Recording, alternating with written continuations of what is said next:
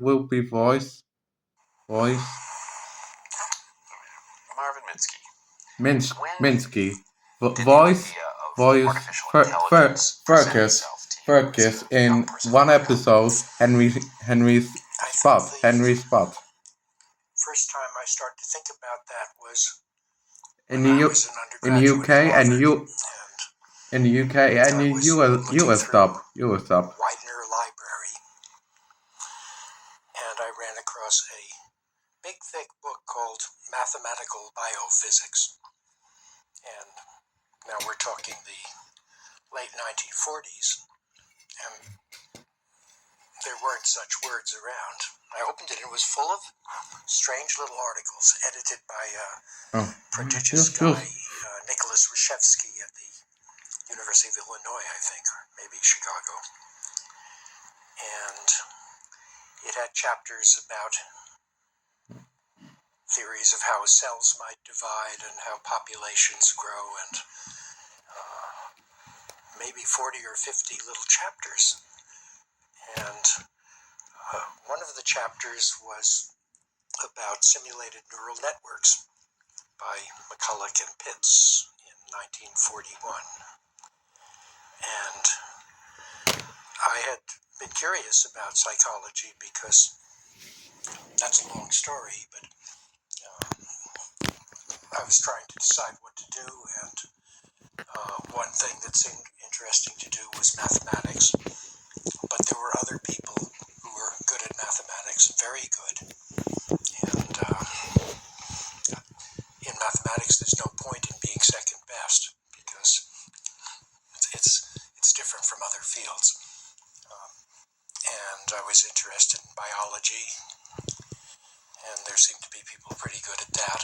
And chemistry, I had a professor, Louis Thieser, and it looked like that was under control.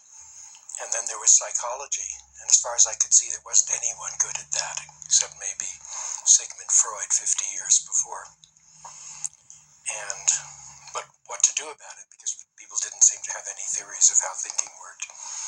And here was this strange paper with ideas that in fact were completely new about finite state machines and things like that. And I got very excited. Is it fair to say that at that moment you glimpsed an enormous field that would eventually open up and become, an almost uncountable number of disciplines? I don't think I saw where this field could go, but I had been reading psychology, and I did see that nobody had a theory, for example, of how learning works. They had philosophical theories that, you have ideas, and somehow they get connected, and when something happens, you make a new idea, and you put it somewhere in your mind, and later you fish it out, and no one had any good theory of, excuse me, there didn't seem to be any theories of how this knowledge could be represented or retrieved, or how you could rub two of them together and get a third one. And I could see in the McCulloch-Pitts ideas, which were just little switches connected to each other, that there was a way that perhaps information or knowledge could be represented. And the paper was in 3 parts, and I couldn't understand the third one. And after a long time, I decided that whatever it was, it must be wrong. And that's very important, because that gives you something to do. And I worked on various ways to fix it, and I couldn't. It finally got fixed much later in 1956 by a mathematician named Stephen Kleene, who also read the paper and said, this doesn't seem right, and he knew exactly what to do about it.